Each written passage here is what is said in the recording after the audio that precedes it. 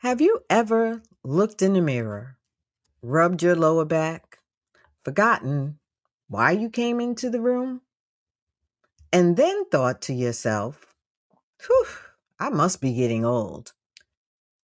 But what if part of the reality of what we call aging is really accumulated exhaustion, maybe some stress, inflammation, disconnection, and habits that have been wearing us down for years? Today, we're talking about what midlife really is asking of us. Not panic, not perfection, but partnership with our own bodies.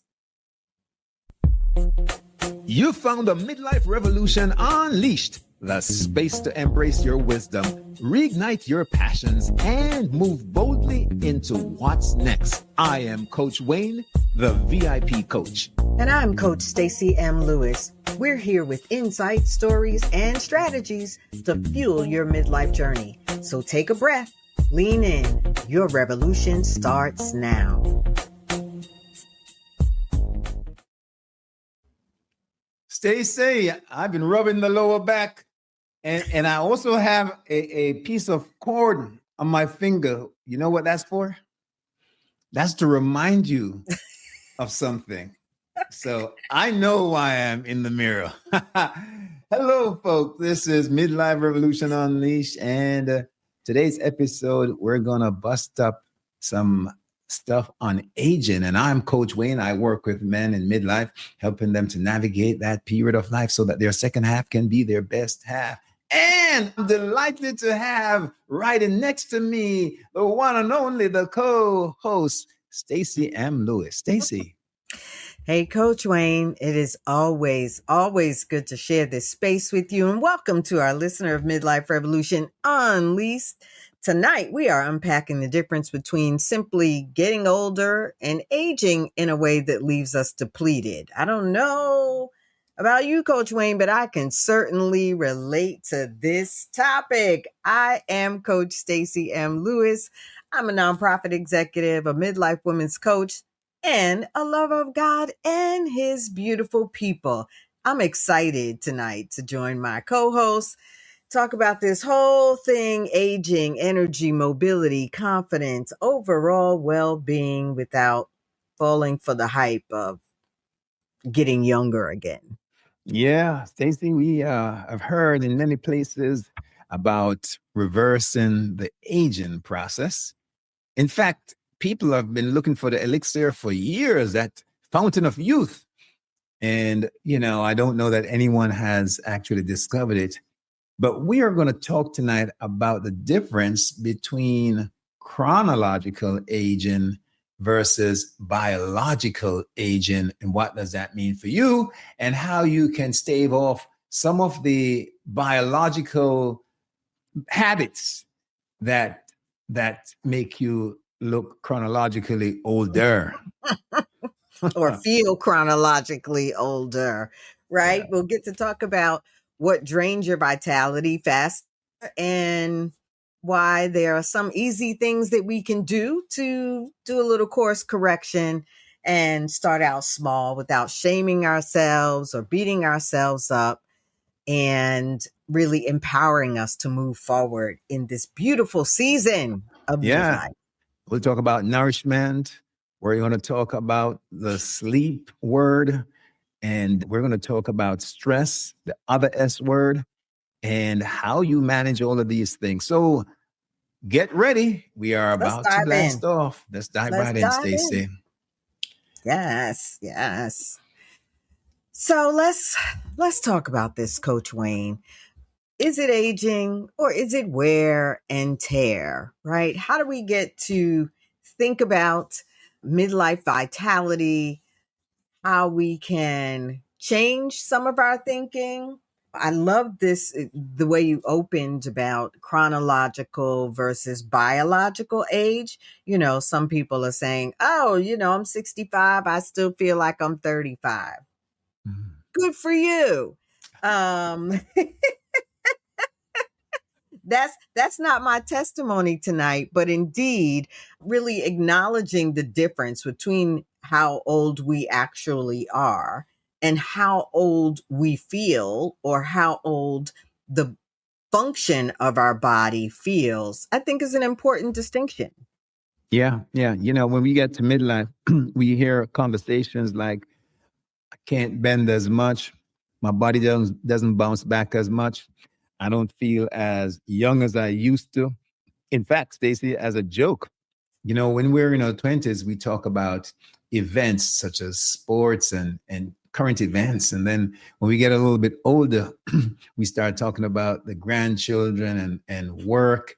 And then when you get to midlife, we start comparing our medication. And that's the topic of the day, No, right? no, no, no. I'm sorry. I'm sorry. I'm sorry to our audience. He's wrong here. This is not midlife is not when we are talking about our medications. We're talking about that in old age. Old age, Wayne, like maybe 85. I am not ready to talk about my medications list. Let's correct the record. Well, what we want to let you understand is that because you are experiencing some of the nuances of aging, it doesn't mean you're broken, doesn't mean that you need to toss away the old self. It just means that you need to steward your habits and the way you use your body and your mind to get more out of it. So, Yeah. Stacy, that's a Yeah. key. Yeah. I think this reframing is so important, right? Because nothing, I mean, nothing, not the refrigerator, not the automobile, not the house, nothing is the same 20, 30, 40, 50, 60 years later as it was in the beginning. So any expectation that we have of ourselves or of our bodies to be the same is a false expectation, and it needs to be reframed, right? Some of us have, were in sports and dance and all kind of activities when we were younger, and even to our young adulthood, and the body keeps score, right? That's the name of a bestseller, right? Because the body does keep score. So just reminding ourselves, as you said, that it's normal to feel a little something something in the back, or to begin to feel new aches, new issues, and at the same time we have some role to play here in making it the best of I the think that's age. key, Stacey. Our level of accountability, we Hmm. owe it to ourselves, and we're responsible for managing how we utilize the body. We've been given the chronological age. That's something we can't negotiate. It is what it is. Every day, every year, every hour, we're moving up on the clock. But Hmm. how we get about it has everything to do with how we treat ourselves, the habits that we develop along the way. And, when you see and feel something in your body, it's feedback. And the question is, what are you doing? What is your body telling you now that needs attention? Stacy, some of us pay more attention to the check engine light on our car than we do to the body and the somatic signs that we get, right? You are absolutely right. And the reality is that, we have been pouring out and beating up in different ways on our body for a long time. And at this point, there's no longer silent absorption, right? The impact of all of that living is felt and experienced deeply. Yeah. So, Stace, why don't we get into gear number 2, where we start sharing with our audience some of the things we do or know that accelerates the aging process in real life? Yeah, I think one of the things we can add, or how we can wrap the idea around reframing the conversation, is to really pose a couple of questions, right? Where has your body been trying to get some attention from you and you've maybe been ignoring it? And what are you still expecting from your body that maybe belonged to a different season? Yeah. Yeah. And again, be kind to yourself. Mm. Give yourself grace. Don't overdo, don't push yourself. Stacy, the other day, Audrey and I and my niece, we typically on a Saturday and Sunday morning go to the park or the gym and get a workout together as a team, as a family. Hmm. And so we heard about this boot camp on a Sunday somewhere in Fort Lauderdale. So we are like, hey, we're going to boot camp. We packed in and we went to boot camp. We looked around. I was the oldest person out there. Mm-hmm. I looked around and I saw, or I looked it. I looked around and I saw everybody and they were stretching and flexing and, so I'm like, yeah, let's go. Stacy, we didn't go back the following week. I'll just say, so you gotta know where you are are and one your and limits. done, huh? One and done. You were like, we tried it. We gave it a good go. Yeah. But you know what? We didn't beat up ourselves. We gave ourselves credit for trying. And so the lesson is you got to know your limits, but you also have to pace yourself and give yourself grace. Don't beat up on yourself. Do what you got to and take heed and be intentional. Yeah. You're right. You're absolutely right. And acknowledge, to your point, as we start to talk about, some of the things that actually accelerate aging, making sure that we are being mindful of those things. So let's dive into that a little bit, as you said. Yeah. Well, smoking, Mm. too much alcohol, Whatever. too much drinking. Yeah. Right. Too little sleep. Too much fast food. Now, many of us living our best lives. And so that means enjoying others, entertaining, going out. But with that, oftentimes, meaning if you're going out often, you're eating, you're not necessarily managing what goes on your plate and how it's prepared. And so a lot of times you're having food that is not really for your best well-being or so. So you have to manage these things, Stacy. Absolutely. Some of the other things include isolation. And I think it was back in 2023, the Surgeon General had produced a pretty significant report on the crisis that is isolation. And in midlife, I think for those, some in partnered relationships, some not, are experiencing different levels of isolation. And isolation can attribute to aging, right? You stop using your mind in the same way. You stop engaging even physically with people in the same way. That isolation can really accelerate just aging, right? It impacts your mental health in and really making sure that we're pointing these out, not to say, it's doomsday, but to pay attention, to pay attention to these small things, right? Like look at your stress level, your sedentary habits. Wayne, I am so tired of sitting in this chair. Yeah. I've just got to tell you. I mean, Yeah. I work remotely. I have a home office. I have a big full-time job.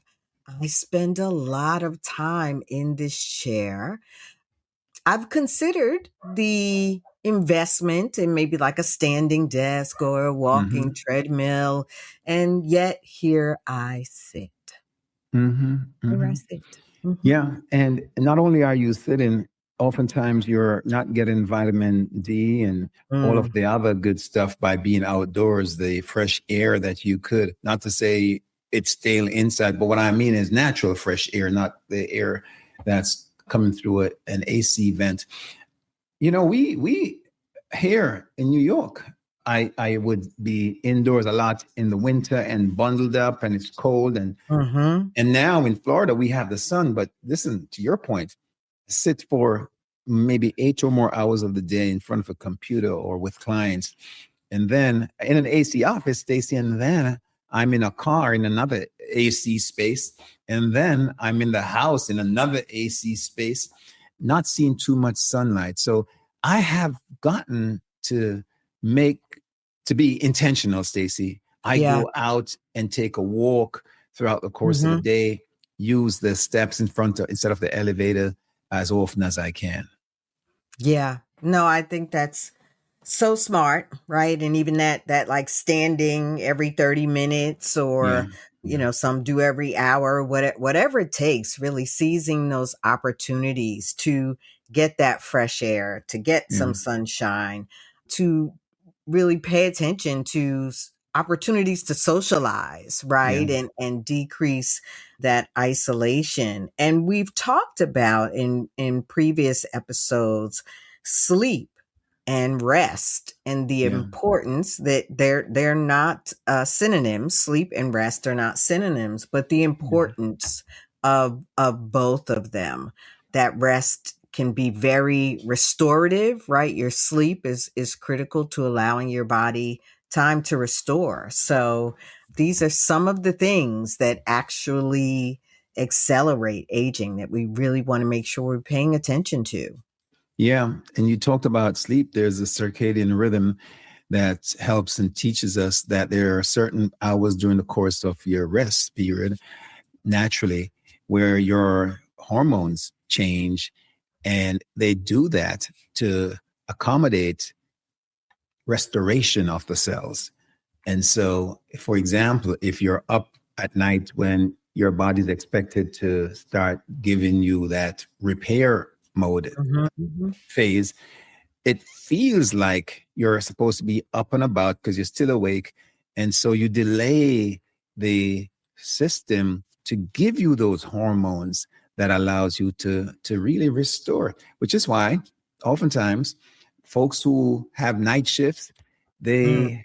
they have issues in terms of more accident prone they are, and they develop a lot of diseases, it is said, much more quickly in terms of their immune system is suppressed Mm. because of their hacked sleep cycle, so to speak. Yeah, we can ask ourselves some questions, right? That help us start to get to the root cause of maybe either the acceleration or what we might identify as the lack of vitality. Mm. One is, which of your current habits is quietly taxing your body the most? Mm. And you talked about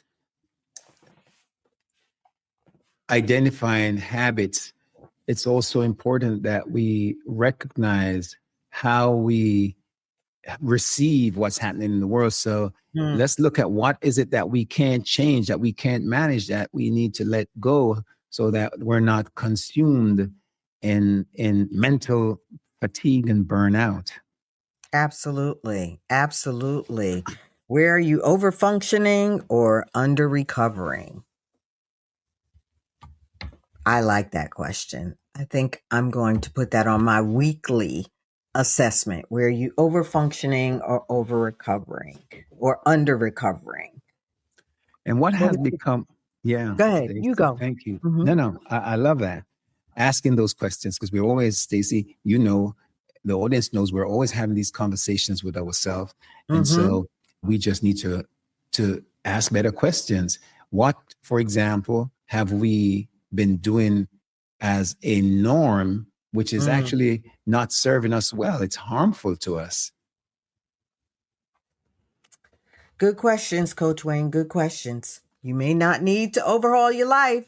You may need to stop betraying your body in small and repeated ways, though. Yes, yes. So, Stacey, what supports vitality in midlife? It's a big question, Mm-hmm. and a lot of folks are seeking it. Lots and lots of money is spent every day trying to figure out how to stay more vital. Mm-hmm. Mm-hmm. Uh, Coach Wayne, I was thinking we should have named this episode Midlife Vitality. mm-hmm, How to have great sex in midlife. mm-hmm, mm-hmm, Because I believe that mm-hmm, that kind of title, right, would have mm-hmm. drawn even more of our listeners in. Yes. We might have to tweak it for the podcast players, because when I think about what supports vitality in midlife, right, we sometimes downplay, ignore the fact that many of us still want to enjoy great sex. Yeah. And it is that vitality that allows us to do so, Yeah. right? Yeah. So, as we talk about what supports vitality in midlife, Yeah.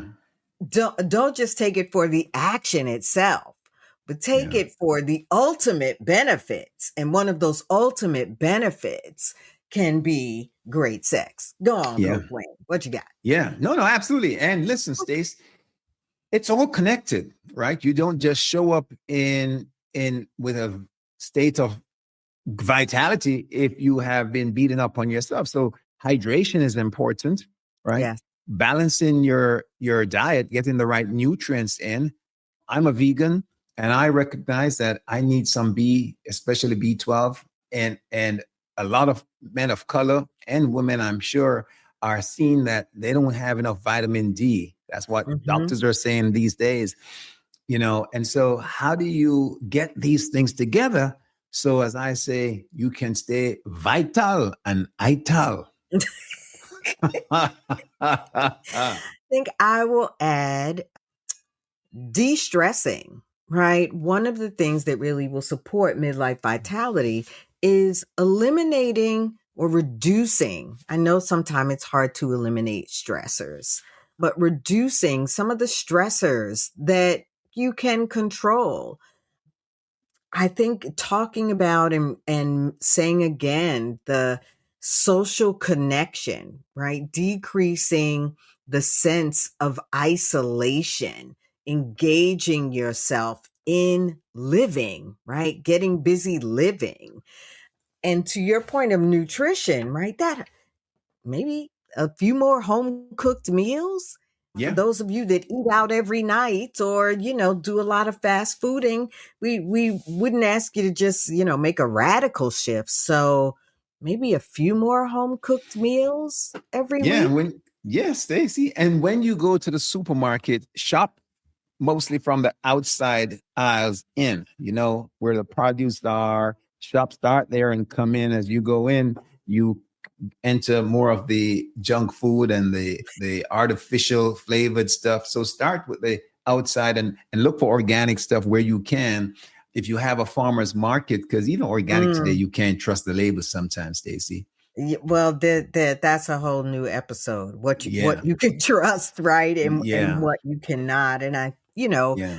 the thing about organics, I love organics, right, and we want to also be real about affordability and Yeah. access, right. Yeah. Some communities don't really have access Yeah. to whether it be quality produce or organic produce. So let's do what we can to support aging with a good sense of vitality. Yeah. Yeah. And Stacey, we're up also against what God served us in terms of genetics and our Mm, parents.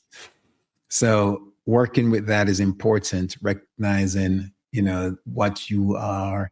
You have a tendency to big bone, they say, and gaining mhm, weight and all that stuff. So you got to work with that, manage that. And some folks have a tendency to become diabetic based on the way their bodies function. So those things you have to pay attention to, get Yeah, checked out. I love the ability to dive a little deeper on some of these areas, right? You're talking about food. And, we talked about produce and shopping the outer aisles. Eat more Mhm. real food, and choose foods that support hydration, recovery, that where you're aware of their impact on the inflammation in your body. Yeah, it's really there are some small but profound steps that we can take.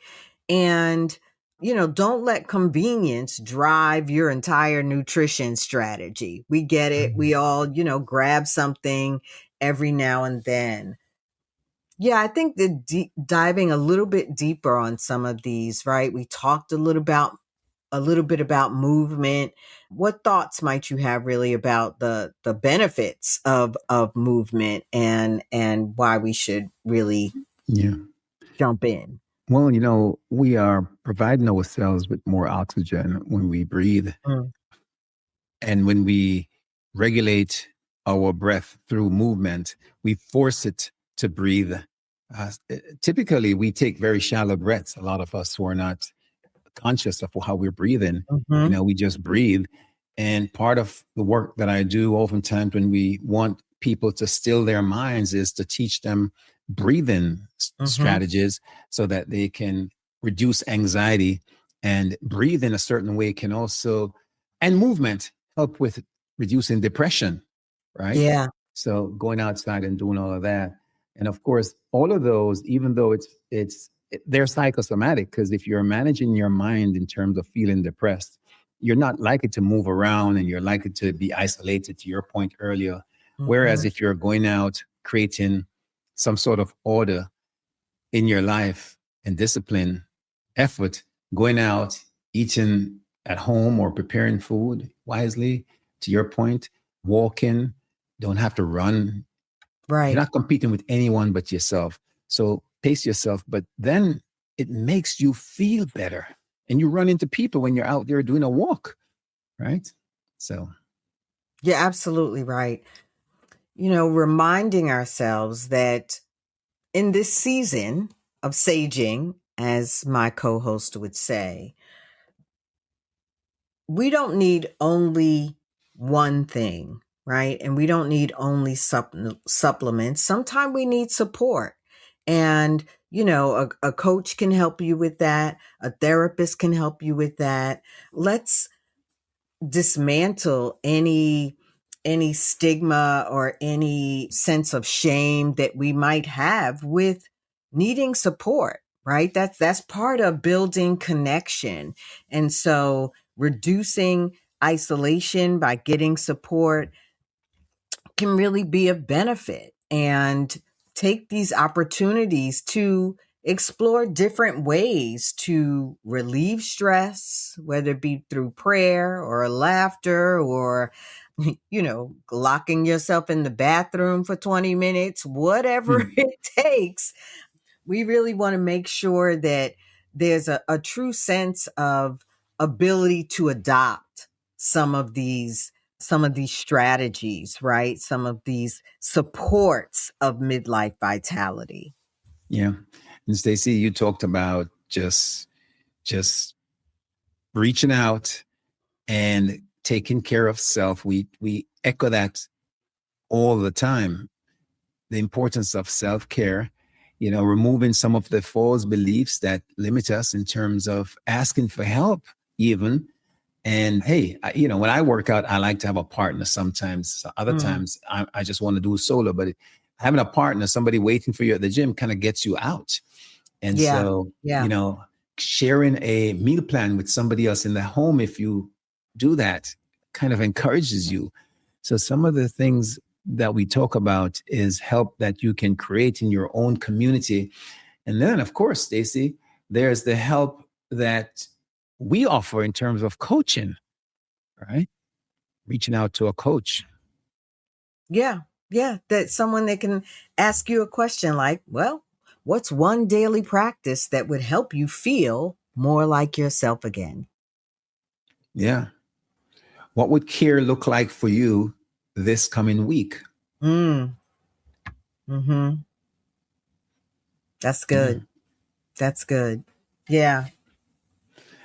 Stace, it's important for us to say to ourselves in a kind, gentle way, we're not going to punish our bodies. We're going to honor it. I think in an episode last week or week before, we talked about the body being our temple, right? And Yes, absolutely. if we can make a temple, a building from block and stone more sacred than our body, we got it all flipped. And I think at midlife, it's due time that we start honoring ourselves and our bodies. You're absolutely right. And good evening, Coach Curtis. It is always good to see you. Welcome to Midlife Revolution Unleashed. Coach Wayne, Yeah, yeah. we get to remind our listener to really partner with their body, not to bully it, not to shame it, but to really partner. This is the season when the body doesn't cooperate with denial, right? you, Mm-hmm. you can try to ignore it if you want, but the Mm-hmm. body does not cooperate with denial in this season. So partner with your body in this season to really embrace and Mm-hmm. amp up that midlife vitality. Yeah, yeah. And Stacy, I agree 100%. I want to offer our listening audience a few declarations, affirmations to go out with a bang. How about Love that? it. Okay. So, number one is, let's say I do not have to fear midlife. I embrace it with wisdom. Mm, I love it. Another declaration and affirmation would be, I can honor the season and still expect vitality. I tell vital, they say in Jamaica. That's Is that what they say in Jamaica? Yeah, man. Well, I tell them we're vital. That's good stuff. You know what that means, Stacey? I tell means we eat good food, no Ah, salt, none of that artificial stuff. Yeah. The got it. Rastaman has Now, it. now I Yeah. know. Yeah. Mm-hmm. Mm-hmm. Another affirmation and declaration, Stacey. Want to go or you want me to go with it? You go. You on a Okay. roll. I'm allowed to slow down long enough to listen. Mm, that's good. Yes, to listen to your body, Yeah. right? To listen to the signs. Yes, yes, yes. To Yeah. listen to the twinges that hopefully don't manifest into aches and pains, right? It's paying attention to the twinges. I love it. I love it. Yeah. Yeah. And that's key. I think we Yeah. I think we get to share some opportunities for this to really become practical, right? Mhm. And one thing that you can do is take on a 7-day, one shift challenge, right? What is one shift you're going to make for a week? Could be going to bed a little earlier, could be drinking more water, could be making sure you have a conversation with a friend. One thing you're going to shift for an entire week, the 7-day, one shift challenge. Yeah.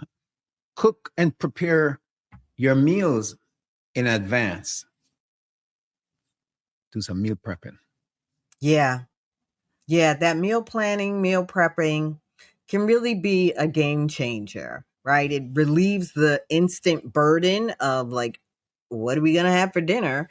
And allows you to really prepare a meal thoughtfully, even if it's faster, right? It doesn't mean you have to, slave in the kitchen for 4 hours to prepare a meal, but to really do that advanced thinking about the food that is going to go into your body to nourish your body. That's the goal of the food. That's why we eat, to nourish our bodies. Yeah. Take a stroll, at least 10 minutes. If you can push to 20, that's even better. Even just once a day. Yeah. Yeah. I will land with the basic instruction before leaving Earth, right? And in Psalm 90:12, I believe it is, it says, teach us to number our days wisely, right? So God, teach us to number our days wisely. And it is this midlife wisdom that we have, that we're celebrating, right? That we want to really use to amp up the midlife vitality. Love it. Stace, got to remind the folks listening in, because so many folks listen. We're hearing from people all over. Oh, I grabbed your podcast, but folks are forgetting to subscribe. It really helps the algorithm. It helps us to get the word out to more folks. And if this resonated with you, please share it with someone, but also go back in and listen to this again or to past episodes, and like us or rate us or do both, because that's really going to help to get the word out. Yeah. Yeah. We can't thank you enough for listening, for supporting, for downloading. You really are motivating Wayne and I to keep on going, because we really do believe that midlife is rich and is to be celebrated. Yeah. We want to shout out the Governor's Prevention Program out there in Connecticut, and our good friend and his team, Roland Harmon, for inviting us last week to just facilitate their community program. What a gift. It was truly a gift. And again, Wayne and I not only enjoy this part of our lives, but certainly feel there's a bit of calling here to use the gifts and the talents that we have to build community and to empower our community of midlife folks. So I'm cheering y'all on. Yeah. And I'll see you at the top now. Stacy, when are we going to do this again? Next Thursday. Next Thursday. We'll see you then. See you then. Thanks for tuning in to Midlife Revolution Unleashed. We're grateful you're part of this journey. If you love this episode, share it, subscribe, and hit that notification bell so you don't miss another episode. I'm Coach Stacy, and I'm cheering you on. And I'm Coach Wayne, and I'll see you at the top.